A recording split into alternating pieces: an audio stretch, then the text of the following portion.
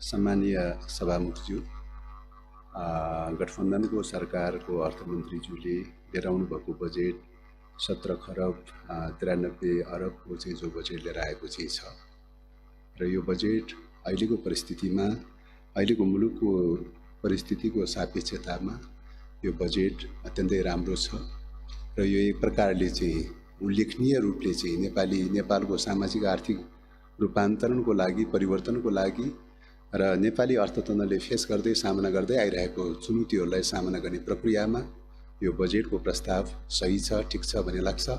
त्यसकारणले सर्वप्रथम त यो 430 वटा बुँदामा जो समेटेर लिएर आएको यो बजेटको म समर्थन गर्न चाहन्छु र हुन त प्रतिपक्षका साथीहरूले, मान्यज्यूहरूले उठाइरहनु भएको छ र यो चाहिँ प्रचारमुखी भयो, बढीभन्दा बढी चाहिँ चुनावमुखी भयो, यो चाहिँ अलि मतलब बढी महत्त्वकांक्षी पनि भयो आदि पनि कुरा उठाउनु भएको छ। अब संसदको पार्लियामेन्ट्री सिस्टम अनुसार सत्ता पक्ष र विपक्षको चाहिँ मान्यता रहेको स्थितिमा सत्ता पक्षले जे लिएर आए पनि विरोध गर्ने प्रकारको परम्परागत कल्चर हो भनेदेखि त मेरो भन्नु केही छैन, केही टिप्पणी छैन। तर उहाँहरूले जसरी चाहिँ मतलब विरोध गरिरहनु भएको छ, यथार्थतामा हेर्ने हो भने त्यो विरोधको लागि विरोध मात्रै हो भन्ने लाग्छ, त्यसको यथार्थतासँग मेल खाँदैन भन्ने लाग्छ।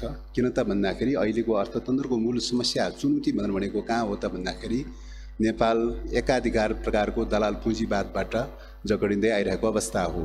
यसको समस्या भनेको के हो त भन्दाखेरि चाहिँ परनिर्भरमुखी चाहिँ प्रकारको अर्थतन्त्र हो, परनिर्भरमुखी प्रकारको अर्थतन्त्र हो, आयातमुखी प्रकारको अर्थतन्त्र हो र उपभोक्तामुखी प्रकारको अर्थतन्त्र हो चाहिँ।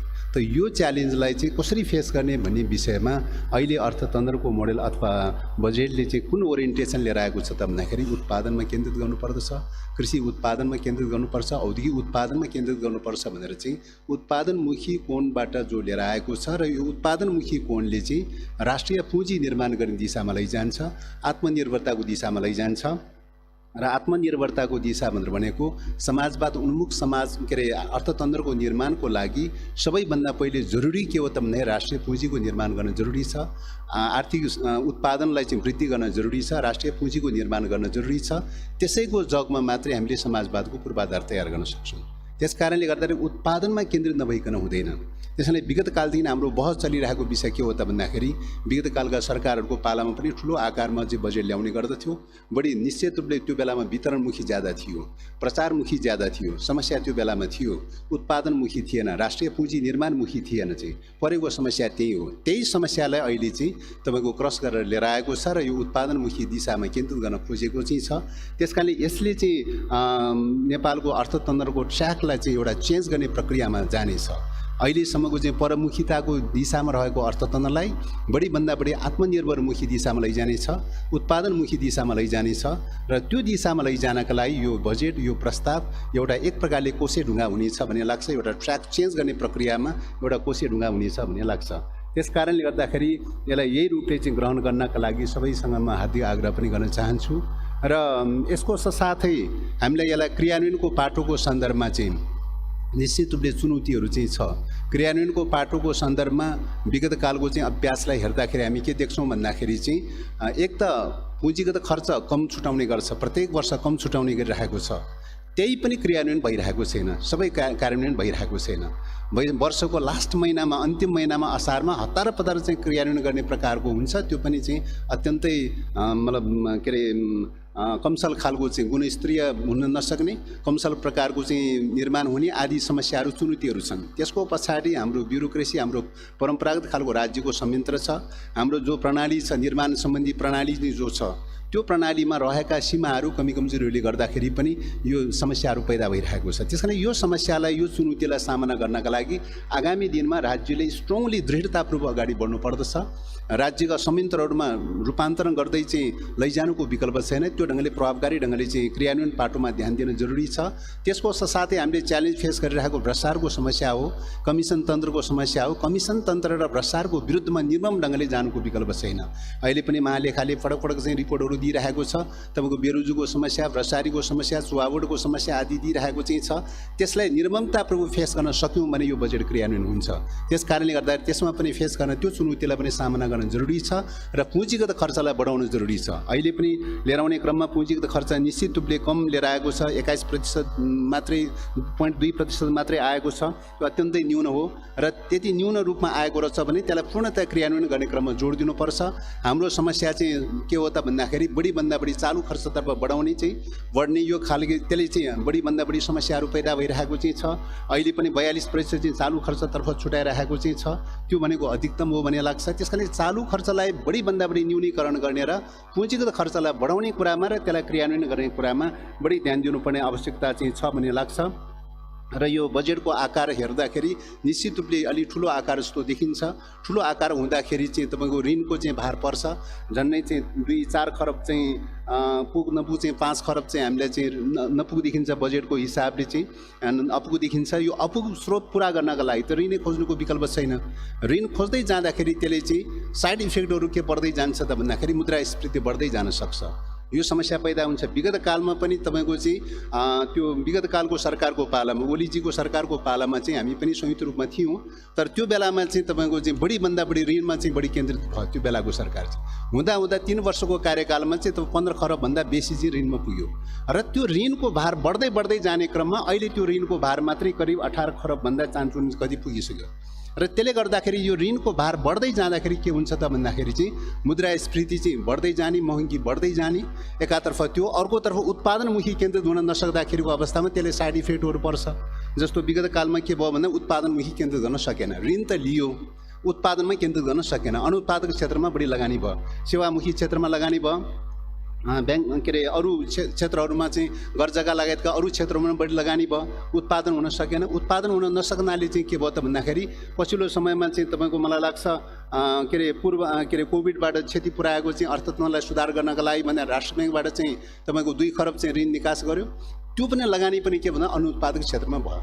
अनुत्पादक क्षेत्रमा लगानी हुने बित्तिकै के हुन्छ त भन्दाखेरि चाहिँ त्यसले चाहिँ साइड इफेक्ट पर्दै जान्छ। अनुत्पादक क्षेत्रमा लगानी हुने बित्तिकै एकातर्फ मुद्रास्फीति हुने एउटा त्यो। दोस्रो कुरा वस्तु खरिद गर्नलाई, वस्तु उपभोग गर्नलाई बढीभन्दा बढी खरिद गर्नु पर्यो। वस्तु बढी खरिद गर्दाखेरि के हुने भयो भन्दा आयातमा निर्भर रहने भएको हुनाले चाहिँ व्यापार घाटामा जाने भयो। व्यापार घाटा बढी हुँदै जाने क्रममा के भयो त भन्दाखेरि त्यसले चाहिँ डलरको सञ्चितमा चाहिँ असर पर्न थाल्यो। त्यो सेन इफेक्ट पर्दै गयो चाहिँ। त्यस कारणले हाम्रो डलरमा जो सञ्चितमा चाहिँ जो कमी आइरहेको छ, व्यापार घाटा जो देखिरहेको चाहिँ छ, विगत कालको गलत प्रकारको सिस्टमको उपज पनि हो। अहिले मात्रै आएको समस्या नभइकन विगत कालको समस्या पनि हो। त्यस कारणले त्यसलाई चाहिँ हामीले संस्थागत रूपले चाहिँ संरचनागत रूपले सुधार गर्दै लानुपर्ने आवश्यकता छ कि तपाईँको उत्पादनमुखी क्षेत्रमा केन्द्रित गर्नुपर्दछ। त्यसो नगरिकन हुँदैन भन्ने लाग्छ। त्यस कारणले एउटा त्यहाँ ध्यान दिन जरुरी छ। र अर्को कुरा, यो ऋणको प्रसङ्गको कुरा उठ्दाखेरि चाहिँ कतिपय मित्रहरूले के पनि गर्नुहुन्छ त भन्दाखेरि श्रीलङ्का चाहिँ ऋणको ट्र्यापमा पर्यो, खास गरिकन चिनियाहरूको ऋणको ट्र्यापमा पर्यो भनेर पनि भन्ने गर्नुहुन्छ। निश्चित रूपले श्रीलङ्काले धेरै ऋण लिएको छ। जिडिपीको चाहिँ तपाईँको 125% चाहिँ तपाईँको चाहिँ उसले ऋण लिएको देखिन्छ। तर त्यो ऋणको हिस्साको 10% मात्रै चिनिया ऋणमा चाहिँ निहित छ। अरू बाँकी चाहिँ कतिपय आन्तरिक निजी क्षेत्रबाट अरू ठाउँहरूबाट ऋण लिएको चाहिँ छ। त्यो ऋण उत्पादनमूलक क्षेत्रमा लगानी गर्न सकेन उनीहरूले चाहिँ। त्यसले गर्दाखेरि अलिकति सङ्कट पैदा भएको छ। त्यसैले हामीले सिक्नुपर्ने त्यहाँनिर हो भन्ने लाग्छ। त्यसो भएको हुनाले चाहिँ नेपालको सन्दर्भमा पनि ऋणको भार चाहिँ सामान्यतया चाहिँ जिडिपीको 20% को सेरोफेरोमा कायम राख्नुपर्ने हो ऋण चाहिँ। तर हाम्रो कति पुग्यो भन्दाखेरि अहिलेसम्म हेर्दाखेरि करिब 40% को जिडिपीको 40% को सेरोफेरोमा ऋण पुगेको छ। त्यसैले त्यो ऋणको भार चाहिँ बढ्न दिनु हुँदैन। अब चाहिँ त्यो अधिकतम मात्रामा गइसकेको छ, त्यो ऋणको भार बढ्न दिनु हुँदैन। त्यस कारणले गर्दाखेरि लिएका ऋणहरूलाई पनि उत्पादनमुखी क्षेत्रमै लगानी गर्ने कुरामा बढी केन्द्रित गर्नुपर्छ, त्यहीँ जोड दिनुपर्छ भन्ने लाग्छ। यो ढङ्गले चाहिँ हामी जान सक्यौँ भने चाहिँ मलाई लाग्छ यो क्रियान्वयनको पाटोको बारेमा प्रभावकारी ढङ्गले जान सक्यौँ भने यो बजेट क्रियान्वयन हुन्छ भन्ने लाग्छ। र चाहिँ यो त्यस कारणले अहिले अबको दायित्व र जिम्मेवारी भनेर भनेको सरकारको अगाडि आएको जिम्मेवारी भनेर भनेको यो बजेट चाहिँ मूलभूत रूपमा सही छ, ठिक छ। यसलाई क्रियान्वयन गर्ने खालका जो चुनौतीहरू चाहिँ छन्, जो समस्याहरू चाहिँ छन्, त्यो चुनौतीहरूको सामना गर्नका लागि हामी तत्पर रहनु पर्दछ, त्यसलाई फेस गर्न तयारी हुनुपर्छ, त्यो ढङ्गले अगाडि बढ्न जरुरी छ। र मूल्य वृद्धिको जो समस्या पैदा भइरहेको छ, मूल्य वृद्धि खास गरी तेलको चाहिँ माध्यमबाट जो पैदा भइरहेको छ, अन्तर्राष्ट्रिय बजारको अपडाउनको आधारमा चाहिँ तेलको मूल्य वृद्धि भनेर जो भनिरहेको चाहिँ छ, त्यसलाई चाहिँ हामीले ओपन रूपले सोच्ने हो भने विकल्पहरू पनि सोचौँ।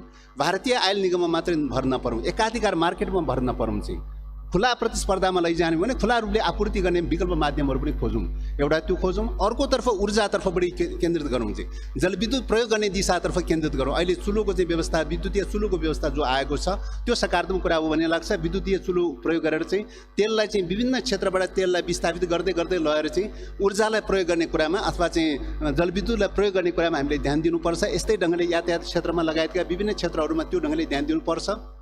र उत्पादनलाई केन्द्रबिन्दु बनाउनका लागि औद्योगिक उत्पादन र कृषि उत्पादनलाई केन्द्रबिन्दु बनाउनलाई त्यसलाई विस्थापित गर्ने वस्तु जो बाहिरबाट आयात भइरहेको चाहिँ छ, त्यो बाहिरबाट आयातित हुने प्रतिस्थापित वस्तुहरूमाथिको भन्सार महसुल बनाउनुपर्छ। भन्सार महसुल बनाउनुपर्छ। राजस्व चाहिँ हामीले 12 खरबको जो राजस्वको परिकल्पना गरेका छ, त्यसको लागि चाहिँ हामीले भन्सार महसुल एकातर्फ चाहिँ प्रतिस्थापित गर्ने वस्तुहरू आयात गर्ने कुरामा चाहिँ त्यहाँ नियन्त्रण गर्नुपर्छ। त्यसको लागि भन्सार नीतिबाट नियन्त्रण गर्ने हो, त्यहाँ ध्यान दिनुपर्छ। कर नीतिमा पनि केही सुधार गर्दै लानुपर्छ। करको दायरा करको वृद्धि दर गर्ने भन्दा पनि चाहिँ करको दायरा फराकिलो पार्दै लैजाने, प्रोग्रेसिभ करको व्यवस्था गर्ने र करको दायरा फराकिलो पार्दै लैजानुपर्छ। त्यसो गर्न सकेमा अहिले 12 खरबको चाहिँ चान्चुनको चाहिँ जो चाहिँ राजस्वको परिकल्पना गरेका छ त्यसलाई पनि बढाउन सकिन्छ भन्ने लाग्छ। त्यसो गर्दै लगेर राजस्वको मात्रा बढाउँदै लैजाने र ऋणको मात्रा बजेट घाटा ऋणको मात्रा घटाउँदै लैजाने र त्यो प्रक्रियाबाट हामीले लैजान सक्यौँ भने अर्थतन्त्रमा उल्लेखनीय रूपले सुधार हुनेछ भन्ने आशा अपेक्षा राख्दै मैले राख्नुपर्ने कुराहरू यहीँ टुङ्ग्याउँछु। धन्यवाद।